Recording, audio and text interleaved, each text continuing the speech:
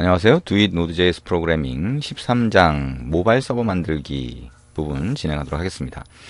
모바일 서버라고 하면 우리가 모바일 단말에서 들고 다니는 스마트폰 같은 단말을 얘기하는 거죠.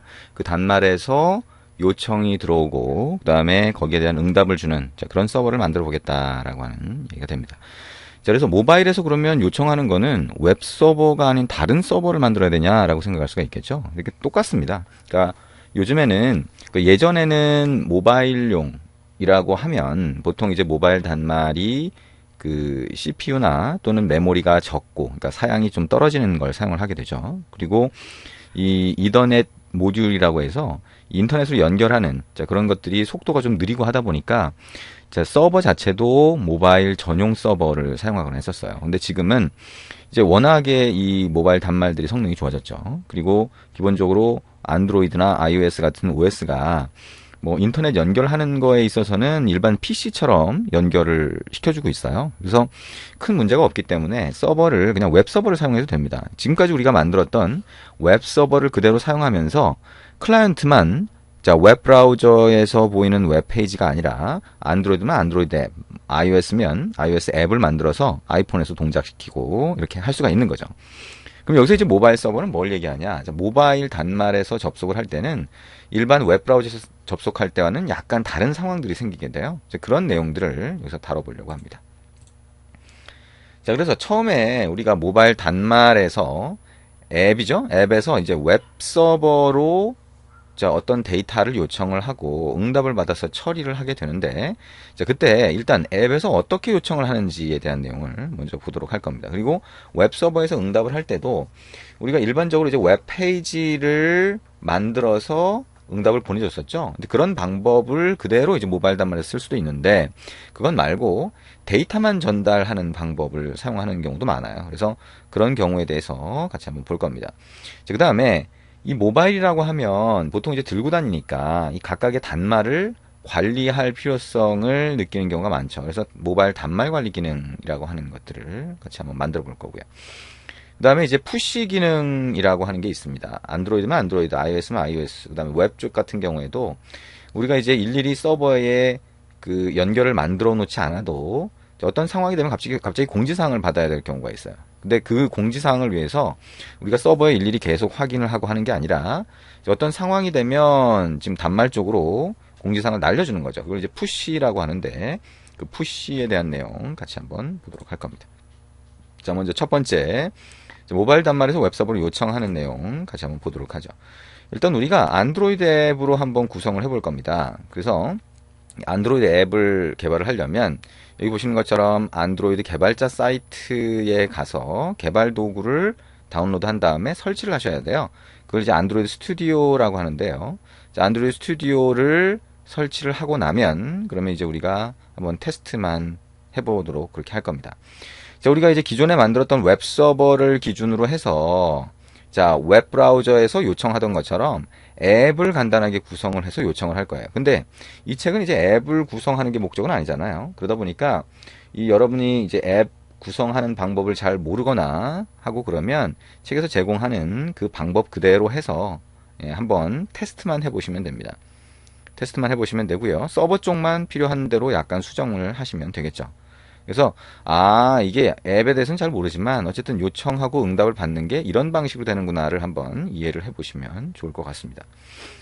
자, 근데 거기서 이제 일단 생각을 해야 되는 게 웹 브라우저는 요청을 하고 나서 응답을 받는데 우리가 EJS 뷰 엔진을 이용해서 또는 EJS 뷰 엔진을 사용하지 않더라도 HTML 결과를 보여주잖아요.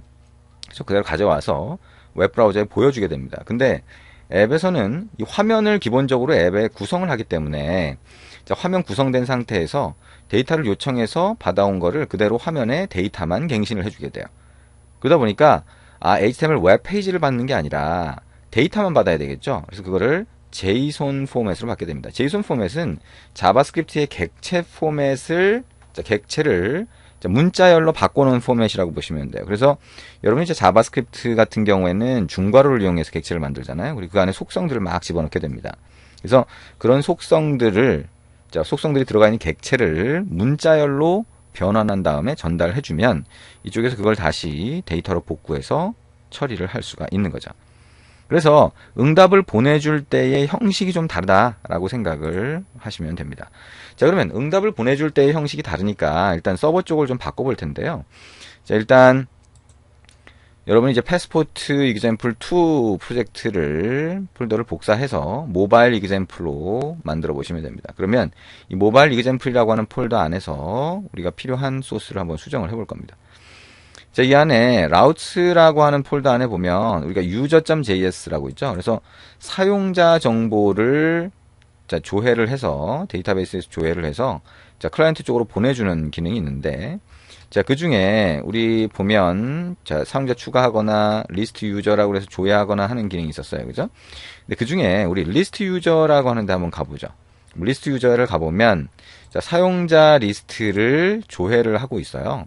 네, 사용자 리스트를 조회를 해서 지금 보면 결과물을 자, 여기 req.app.render라고 해서 listUser.ejs라고 하는 파일 그죠? 또는 뭐 다른 뷰 엔진을 사용한다라고 하면 그 다른 뷰 엔진에서 만든 자, HTML 결과를 보내주겠죠. 근데 어쨌든 여기서 자, 렌더링을 해서 자, 렌더라고 하면 자, HTML 페이지를 만드는 거죠. HTML 페이지를 만들어서 전송을 해줬다는 거예요.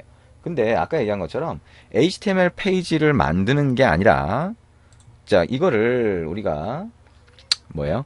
자, JSON이라고 하는 포맷으로 바꿔주기만 해서 보내주겠다라고 하는 겁니다. 자, 그러다 보니까 여기 있는 여기 HTML 페이지로 바꾸는 부분을 자, 슬래시 별표, 그 다음에 별표 슬래시로 막아주고요. 자, 이거 대신에 우리가 JSON 포맷으로 바꿔서 던져줄 겁니다. 결과물은 지금 results라고 하는 거 안에 들어가 있죠. 이 results 안에 들어가 있는 걸 그대로 보내주고 싶다라고 하면 자, 일단 헤더 부분은 그대로 한번 보내줍니다. 자, 이 헤더는 실제 데이터가 아니라 자, 웹페이지의 헤더가 되겠죠. 그래서 이렇게 자, 넣어주고요. 여기서 자, 컨텐트 타입을 텍스트 HTML로 해서 넘겨줄 수도 있어요. 어쨌든 아니면 텍스트 플레인으로 넘겨줄 수도 있습니다. 근데 이거를 자, 애플리케이션 슬래시 JSON으로 하면 얘가 JSON이라고 하는 포맷으로 넘겨준다라고 하는 걸 명확하게 알려줄 수 있죠. 그리고 자, 여기 이제 헤더고요. 그 다음에 res.write라고 해서 실제 데이터가 전송되는 거는 자, JSON. 자, JSON은 대문자예요. 그 다음에 stringify라고 해서 여기다가 results라고 하는 객체를 넣어주면 그대로 문자열로 바뀌어서 전송이 되게 됩니다. res.end라고 그러면 이때 전송을 하는 거죠.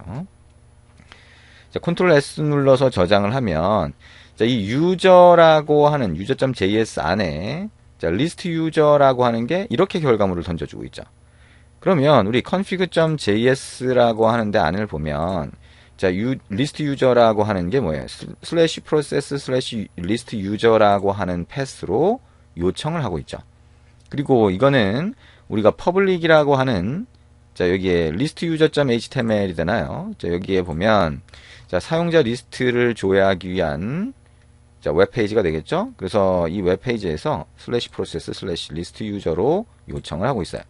그러면 우리가 이제 서버 쪽의 라우팅 함수에서 자, 던져주는 응답을 변경을 한 거니까요. 자, 요거를 이제 한번 테스트를 해보죠. 자, 몽고DB 서버가 실행이 안 돼 있으면 이렇게 실행을 해주시면 되고요. 자, 그 다음에 우리 새로 만든 폴더가 뭐죠? 모바일 example이 되겠죠. 자, 이 상태에서 노드 한 칸 띄우고 app.js라고 하면 자, 이렇게 서버가 실행이 될 겁니다. 그리고 웹 브라우저를 열고 자, 이게 public 그 다음에 list user.html이 되겠죠. 자, 그러면 사용자 리스트 아래 조회 버튼을 누르세요 라고 하는 페이지가 보일 겁니다. 조회를 누르면 자, 이렇게 나오네요. 아, 여기 안에 사용자 정보 조회가 하나도 안 됐으니까 자, 여기 이렇게 나오게 되겠네요. 그러면 add를 해서 add user라고 하는 결과물을 먼저 만든 다음에 그죠? add user를 통해서 데이터를 넣은 다음에 list user를 해보시면 되겠네요. 자, 그건 직접 한번 해보시면 좋을 것 같고요. 자, 어쨌든 그렇게 해서 결과물을 조회를 해보면, 자, 결과물을 조회해보면, 자, 요런 형태로 보실 수가 있어요. 우리가 몽고디비 데이터베이스에서 조회를 한 거기 때문에, 자, 요 속성, 자, 요 칼럼이 있는 거죠. 컬렉션 안에 속성이라고 할 수도 있고요. 밑줄 긋고 아이디가 있고, 그 다음에, 심지어는 여기 썰트라든가, 이런 것이 그대로, 해시드 패스워드 그대로 들어가 있죠. 그러니까 이 중에서 우리가 사실 네임이나 자, 이메일이나 뭐 이런 정보, 자, 이런 정보만 클라이언트로 보내줘야 되겠지만 일단은 그냥 한번 조회를 해서 한번 보자는 겁니다. 그래서 자, 리스트 유저.html로 하니까 자, 이런 정보가 보이더라. 그러면 이거를 모바일 앱에서도 그대로 조회할 수가 있어요. 그럼 모바일 앱에서 이제 어떻게 조회를 하는지를 같이 한번 보도록 할 겁니다. 자, 안드로이드 스튜디오라고 하는 걸 설치하고 자, 실행하는 게 일단 문제가 되겠죠. 그래서 여러분이 이제 그 앱에 대한 걸 잘 이해를 못하고 해본 적이 없다라고 하면 자, 여기 처음에 실행을 하면 안드로이드 스튜디오가 이렇게 보여요. 그러면 자, 오픈이라고 하는 메뉴를 누르고 책에서 제공한 자, 쇼핑이라고 하는 쇼핑이죠. shopping라고 하는 이 안드로이드 앱 프로젝트 폴더가 있어요. 그 폴더를 지정을 하면 그 프로젝트가 그대로 열립니다. 그리고 그대로 실행을 하시면 돼요. 단지 거기서 이제 URL이나 이런 정보를 약간 바꿔야 될 수는 있습니다.